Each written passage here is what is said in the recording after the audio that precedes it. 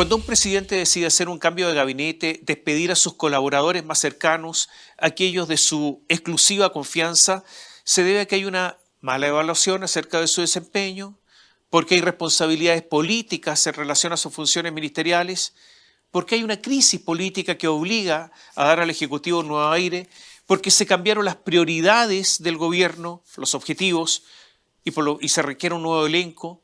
Son muchas posibilidades, pero ninguna de estas se percibe en el cambio de gabinete que ha realizado Gabriel Boric.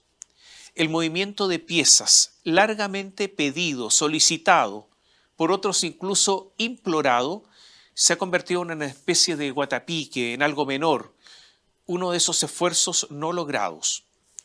No hay muchas posibilidades de errar al decir que los gabinetes de Gabriel Boric han sido los peores desde el retorno a la democracia.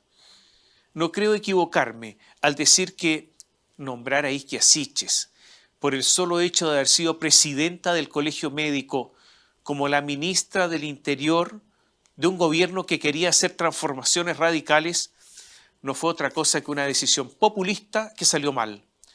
Tampoco que nombrar a Antonia Urrejola sin mayores antecedentes para el cargo como ministra de Relaciones Exteriores, o a Marcela Ríos, ministra de Justicia sin ser abogado, o María Begoña Yarza en Salud, o Marcela Hernando en Minería.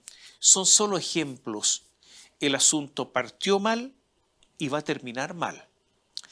Al principio sonó bastante mal ese concepto del presidente Boric de que los cargos se habitan. Yo siempre he entendido que los cargos se ejercen. Giorgio Jackson, que pasó de la Secretaría General de Gobierno a la de Desarrollo Social, con esta idea de habitar los cargos, como dijo un amigo, más se pareció a un ocupa. El presidente Boric nunca se dio cuenta que salió segundo en la primera vuelta de las elecciones presidenciales, con una votación modesta de solo el 25,83% de los votos. Y si ganó en segunda vuelta, solo fue por el voto contrario a José Antonio Kast. Se la jugó, a mi juicio, violando las normas sobre presidencia política, pero avalado por el contralor Jorge Bermúdez, se la jugó en el plebiscito del 4 de septiembre del año pasado y fue arrollado por la oposición.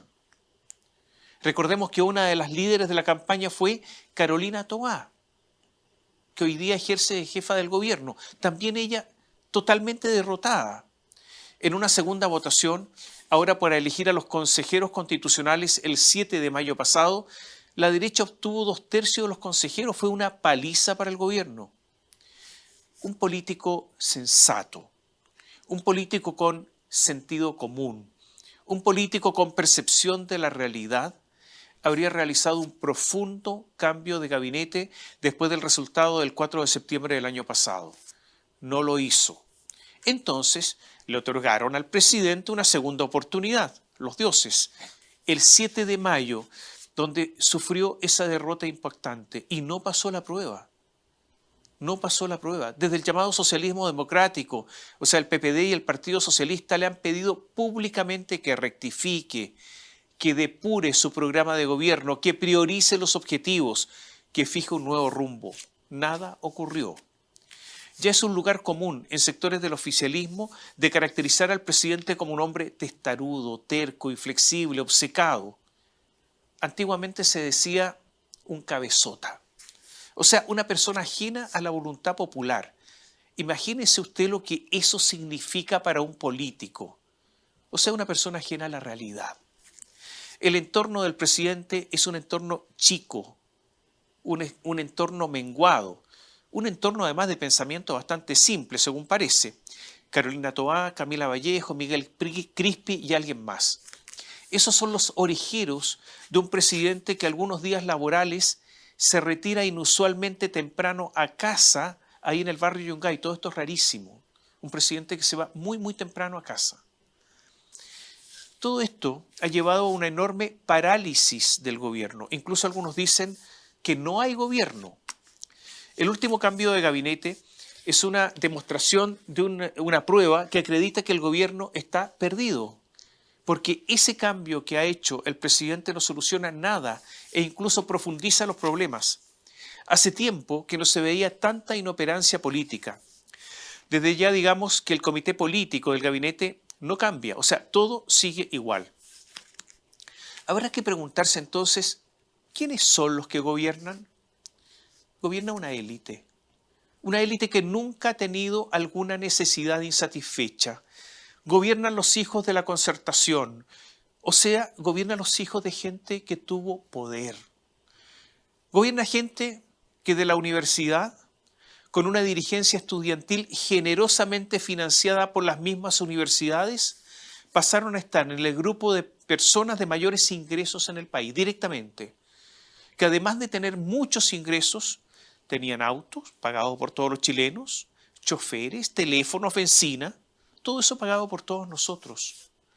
Con esta experiencia vital empezaron a dar lecciones de cómo se tenían que hacer las cosas y con una superioridad ética y moral que los ponía sobre toda la generación que a ellos les habían permitido tener ese tren de vida.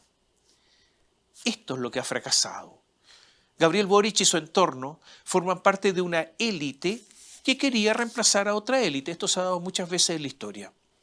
Boric y compañía no tienen idea de lo que son los más necesitados. No tienen idea de quiénes son los más pobres. No tienen idea de las personas que viven en poblaciones, de las personas más desamparadas. Por eso, mayoritariamente en las elecciones, en las dos últimas, fueron los sectores más desposeídos los que votaron en contra de Boric y su gobierno. Esto, que debiera ser un mazazo para un gobierno de izquierda, un golpe o un despertar, no produjo nada. Porque las élites normalmente no se dan cuenta muchas veces de la realidad, aunque esa realidad sea evidente. Todo es tan fácil de ver que el gobierno nada ha hecho sobre la ofensiva, por ejemplo, la ofensiva concentración económica que hay en el país, que atenta contra el mercado, porque todo esto está ajeno a su radar. O sea, en esto actúan exactamente igual que un gobierno de derecha. Después de las derrotas electorales, vino el segundo golpe de realidad, los robos. El caso Fundaciones, ocupar dineros públicos para hacer política, para copar territorio, para obtener votos y para robar, ha sido un golpe brutal. Es mucha plata y son muchos los involucrados. Se construyó una maquinaria, un mecanismo para defraudar. El gobierno, todos sabemos, es minoría. Está formado por gente que no conoce la realidad, que tiene enormes problemas de gestión y ahora descubrimos además que tiene serios problemas de probidad. Por eso el gobierno está paralizado. Y la oportunidad de un cambio de gabinete, el presidente la desaprovechó, la perdió con este cambio intrascendente, casi tontamente inocuo. Este gobierno es el primero desde el retorno a la democracia que está sustentado en dos coaliciones, Apruebo Dignidad, integrado por el Frente Amplio y el Partido Comunista, y el llamado socialismo democrático con el Partido Socialista y el PPD principalmente. Este oficio del trapecista, del malabarista político, Boric no lo desempeña bien. Simplemente eso de tratar de equilibrar las dos coaliciones sin tomar una decisión política, sin decantarse por algo, se ha transformado en una parálisis, lo reitero. Cuando se camina sobre la cuerda floja sin habilidad, solo cabe esperar la caída en el vacío. Lo sucedido, a propósito de la conmemoración de los 50 años del golpe de Estado, demuestra hasta qué punto este es un gobierno inoperativo, o sea, es un gobierno incapaz. Nombran a Patricio Fernández y lo despiden por presiones del Partido Comunista. Y el presidente esa noche, cuando lo despidió, va a su casa a una comida de desagravio, o sea, desagravio del funcionario que él mismo despidió. Esto es como una comedia. Y nombra a otro encargado, ahora el ministro Jaime de Aguirre, ministro que dura solamente 159 días en el cargo, con un desempeño de verdad de terror. El ministro de Aguirre renunció a la Feria del Libro de Frankfurt, la más grande del mundo, sin avisarle al presidente. Después el presidente, cuando dijo que no sabía, le ordena intentar que seamos de nuevo invitados. De Aguirre fracasa en eso, pero reafirma después de eso que es mejor no ir, desautorizando al presidente Boric.